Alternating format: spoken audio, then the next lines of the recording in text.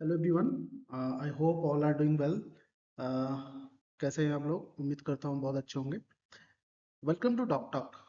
मेरा नाम है डॉक्टर शुभ्रित कुमार बारिक। आज एक मैं इम्पोर्टेंट टॉपिक डिस्कस करने वाला हूँ। जैसे कि आपको हेडिंग से ही पता चल रहा होगा, इंडस्ट्रियल फिजियोथेरेपी। सबसे पहले तो मैं ये बता दूं फिजियोथेरेपी होता क्या है, और इंडस्ट्रियल सेक्टर में इसका क्या इंपॉर्टेंस है, ऑक्यूपेशनल हेल्थ क्या होता है, और मेडिकल टीम में इनकी क्या रोल होता है। ठीक है, सबसे पहले हम ये बात करते हैं व्हाट इज इंडस्ट्रियल हेल्थ। ठीक है, हेल्थ के बारे में तो आपको पता ही है, a person who is fit physically, mentally and socially is called healthy. ये हेल्थ का डेफिनेशन है, आप सबको पता है। ठीक है, तो एक इंसान का जैसे कि कहा जाता है मेडिकली फिट होना, मेंटली फिट होना और सोशली फिट होना। ठीक है, ये इंपॉर्टेंट है। हम मेंटल और सोशल को थोड़ा सा निगलेक्ट करते हैं। अभी हम बात करते हैं medical fitness. Okay, medical fitness में दो चीज होती है। एक होता है फिजिकल फिटनेस। फिजिकल फिटनेस में भी दो चीज आता है। क्या आता है? एक आता है आपका सिस्टमिक फिजियोलॉजी ठीक रहना, सिस्टमिक पैरामीटर्स ठीक रहना, और एक होता है फिजिकल ठीक रहना, मसल, बोन एक्सेट्रा। ठीक है, इन दो भाग में डिवाइड होता है।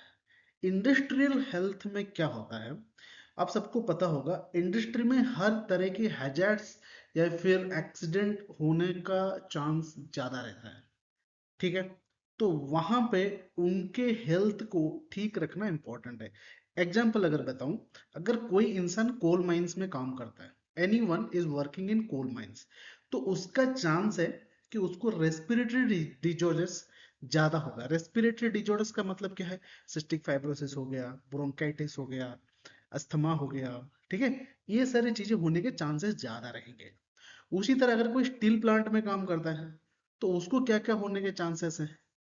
उसको हो सकता है कोई एक्सीडेंट हो जाए, कोई उस पे मोल्टन चीज गिर जाए, तो फर्स्ट एड होना वहां पे बहुत इंपॉर्टेंट है। ठीक है, वर्किंग एरिया में, ताकि एनी काइंड ऑफ हजार्ड्स हो, तुरंत वो फर्स्ट एड में जा सके। ठीक है, तो उसी को डिस्कस करते हुए इंपॉर्टेंस ऑफ फिजियोथेरेपी की बात हम लोग इसमें करेंगे। तो व्हाट इज इंडस्ट्रियल हेल्थ में, जैसे कि मैंने बताया, इंडस्ट्रियल हेल्थ का मतलब क्या होता है, इसमें फिजिकल, मेंटल और सोशल वेलनेस होना चाहिए वर्कर का। It prevents occupational hazards and diseases, reduce accidents and absenteeism and maintain maximum human and machinery efficiency. देखिए, जैसे कि हम लोग ये सबको पता है, एक हेल्दी ह्यूमन बीइंग ही प्रोडक्टिव काम कर सकता है। अगर इंसान हेल्दी हो तो वो प्रोडक्टिव काम कर सकता है, ज्यादा काम कर सकता है, तो प्रोडक्टिविटी उसकी बढ़ेगी और उसका एंगेजमेंट बढ़ेगा। ठीक है, तो इसीलिए उसको हेल्दी रहना बहुत इंपॉर्टेंट है। की फंक्शंस इंक्लूडिंग प्री, देखिए क्या होता है इंडस्ट्रियल हेल्थ में, आपको सबको पता है मिलिट्री में एक मेडिकल टेस्ट होता है ज्वाइनिंग करने से पहले। वैसे ही हर इंडस्ट्रियल सेक्टर में पीएमई होता है, प्री मेडिकल एग्जामिनेशन। ठीक है, तो प्री मेडिकल एग्जामिनेशन में या फिर प्री एम्प्लॉयमेंट एग्जामिनेशन में क्या होता है, पीएमई में, प्री एम्प्लॉयमेंट मेडिकल एग्जाम में देखा जाता है कि क्या किसी तरह का इसको प्रॉब्लम है, एबिनॉर्मलिटी है, वगैरह वगैरह देखा जाता है, ताकि एक हेल्दी इंसान जाएगा तो बीमार नहीं पड़ेगा। ठीक है, अगर किसी तरह का बीमारी होती है या फिर एक्सीडेंट होता है, तो वहां पे मेडिकल टीम होता है उसको टेक करने के लिए। ठीक है, अभी करंट सिचुएशन में क्या है, as per the labour law, ठीक है, अपना जो लेबर डिपार्टमेंट है इंडियन गवर्नमेंट का, उसके लॉ के हिसाब से हर एक इंडस्ट्रीज में मेडिकल फैसिलिटी देना कंपलसरी हो गया है। मेडिकल फैसिलिटी प्रोवाइड करना कंपलसरी हो गया है। हर जगह पे डॉक्टर्स की नियुक्ति होनी इंपॉर्टेंट है कि नहीं? एक इंडस्ट्री है, चाहे किसी भी तरह का हो, प्लांट हो, माइन हो, या फिर आईटी सेक्टर हो, कोई कुछ भी हो, वहां पे एक फर्स्ट एड सेंटर रहना, एक इमरजेंसी डॉक्टर रहना, एक कैजुअलिटी रहना, एक डिस्पेंसरी रहना कंपलसरी हो चुका है करंट सिचुएशन में। और अगर हम ग्राउंड लेवल की बात करें, एक डिपार्टमेंट रन करता है in big companies like Birla, Tata, या फिर वेदांता, ऐसे कई सारे इंस्टीट्यूट्स हैं, कई सारे ऑर्गेनाइजेशंस हैं, उनके एक सेपरेट ऑक्यूपेशनल हेल्थ डिपार्टमेंट होता है हर इंडस्ट्री में। ऑक्यूपेशनल हेल्थ क्या होता है, उस डिपार्टमेंट में क्या होता है, और एक्चुअली ग्राउंड लेवल पर क्या मेजरीज हैं वो मैं आगे जाकर डिस्कस करूंगा। ऑक्यूपेशनल हेल्थ क्या करता है, वहां पे उनको प्राइमरी केयर प्रोवाइड करता है। अगर प्लांट में किसी तरह का कोई हजार्ड हो गया, कोई एक्सीडेंट हो गया, या फिर एनी काइंड ऑफ प्रॉब्लम, तो वो उसको वहां पे टैकल करते हैं। ठीक है, इसमें मेडिकल प्रोफेशनल्स होते हैं। Primary education qualification required is MBBS. तो उसके बाद कोई मेडिसिन सर्जन होता है, एमएस इन सर्जरी होती है, जनरल सर्जन होते हैं। बट इंडस्ट्रियल हेल्थ को टैकल करने के लिए government of India, supreme court, या फिर national institute of industrial health और डब्ल्यूएचओ और अपना जो इंडियन हेल्थ काउंसिल है, वो सब मिलके एक कोर्स इन्होंने डिजाइन किया है जिसको एफआईएच कहते हैं, associate fellow of industrial health. ठीक है, एक स्पेशलाइज्ड कोर्स होता है, डिप्लोमा कोर्स होता है, आजकल डीएनबी भी होने लगा है शायद, पर ये 3 मंथ्स डिप्लोमा कोर्स होता है जिसमें एक मेडिकल ग्रेजुएट को, एमबीबीएस जिसने किया हुआ है, उसको स्पेशलाइज्ड किया जाता है इन इंडस्ट्रियल हेल्थ सेक्टर, ताकि वो जो रिक्वायर्ड सिचुएशन में एक्शन ले सके और सर्विस प्रोवाइड कर सके टुवर्ड्स द इंडस्ट्रियल वर्कर। ठीक है, आप समझ गए इंडस्ट्रियल हेल्थ कितना इंपॉर्टेंट है, और इंडस्ट्रियल हेल्थ को टैकल के लिए एक स्पेशलाइज्ड डॉक्टर होता है जिसने AHFI किया होता है, इंडस्ट्रियल हेल्थ IAH किया होता है, AFIH, जो डेडिकेटेड होता है टुवर्ड्स इंडस्ट्रियल हेल्थ। ठीक है, अभी हम बात करते हैं ऑक्यूपेशनल हेल्थ क्या होता है। देखिए, ऑक्यूपेशन से आपको समझ में आता है एक इंसान का काम करने का या रोजी रोटी कमाने का जो जरिया होता है, वो उसका ऑक्यूपेशन है। फॉर एन एग्जाम्पल, कोई बार्बर है, हेयर कटिंग उसका ऑक्यूपेशन है। कोई कुम्हार है, घड़ा बनाना, वो उसका ऑक्यूपेशन है। डॉक्टर है, पेशेंट देखता, वो उसका ऑक्यूपेशन है। कोई एक इंजीनियर है, वो एक उसका ऑक्यूपेशन है। ऑक्यूपेशन का मतलब है उसका काम। ठीक है, उसके रिलेटेड कुछ प्रॉब्लम्स होते हैं। ठीक है, तो यहाँ पे any kind of health problem develop due to the occupation comes under occupational health. ठीक है, अगर एग्जांपल की बात करें, back pain in official work, कोई आईटी सेक्टर में काम करता है, उसको बैक पेन होना बड़ा कॉमन है, वो उसका ऑक्यूपेशनल प्रॉब्लम है। उसको प्रॉब्लम पहले से नहीं था, ना ही उसको पैथोलॉजी से हुआ है, ना ही कोई इन्फेक्शन है, ये उसके ऑक्यूपेशन, काम करने के तरीके से ये डेवलप होता है। कोई चेयर में आईटी सेक्टर वाला बंदा है, सॉफ्टवेयर वाला बंदा है, बैठा रहता है, तो उसको बैक पेन होता है, that is occupational related problem develop. ठीक है, ये होता है ऑक्यूपेशनल हेल्थ। वैसे ही एक 65 प्रोसेस होगा, रेस्पिरेटरी डिजीज, ऐसे अभी मैंने थोड़ी देर पहले बात किया इसका। कोल माइंस में जो लोग काम करते हैं, due to the dust particle, coal के जो डस्ट पार्टिकल है उसके अंदर, वो रेस्पिरेशन अपने सांस लेने के जरिए लंग्स में जाता है, वहां पे प्रॉब्लम क्रिएट करता है, दैट इज ऑक्यूपेशन। अगर वही बंदा वहां पे काम नहीं करता तो उसको ये प्रॉब्लम होता ही नहीं।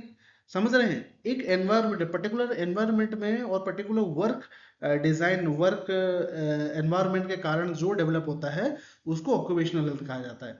प्लांटर फैसिलिटीज, अब कॉमनली अब देखा जाता है ट्रैफिक पुलिस सिंड्रोम भी कई बार कह देते हैं। ट्रैफिक पुलिस को बहुत समय खड़ा होना पड़ता है, तो उसका जो प्लांटरियस है, यहाँ पे आपको कैल्केनियम और यहाँ पे मेटाटार्सल के रीजन में जो बीच में जो लिगामेंट होता है, वो बार बार प्रेशर से फ्लैट होता है और वहां पे प्रॉब्लम होता है, पेन होता है। ठीक है, ये होता है। मेंटल हेल्थ की बात अगर हम करें, जो रिसर्च एसोसिएट्स हैं, जो कई हर लेवल में होता है, सीईओ हैं, तो उनको मेंटल दिक्कत होता है, वो वर्क है, उसी बंदे को उठा के किसी और जगह पे डाल दो, वो दिक्कत नहीं होगी।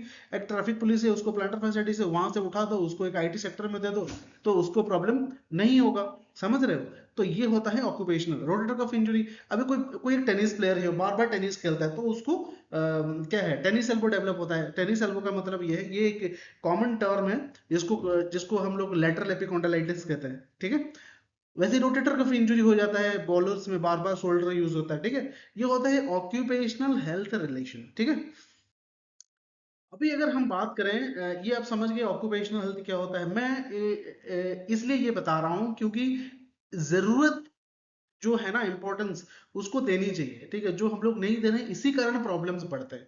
ठीक है, अभी अगर हम लोग बात करें फिजियोथेरेपी की, अगर मैं बात कर रहा था, फिजियोथेरेपी होता क्या है। ठीक है, फिजियोथेरेपी एक मेडिकल साइंस का एक ब्रांच है जो कि काफी अंडररेटेड है, जिसमें क्या होता है, जो प्रोफेशनल्स हैं वो मेडिसिन और सर्जरी के बिना आपके ट्रीटमेंट करते हैं। एक फिजियोथेरेपिस्ट असेसमेंट करता है, डायग्नोसिस करता है, ट्रीटमेंट करता है और प्रिवेंशन भी देता है। ये एक प्रॉपर क्वालिफाइड फिजियोथेरेपिस्ट का काम है। ठीक है, अपन यहाँ पे थोड़ा सा मैं डिस्कस कर लेता हूँ। एक मेडिकल साइंस जो है ना, एक जो हमारा मेडिकल साइंस है, वो 3 भाग में विभक्त होता है, 3 भाग में डिवाइड होता है।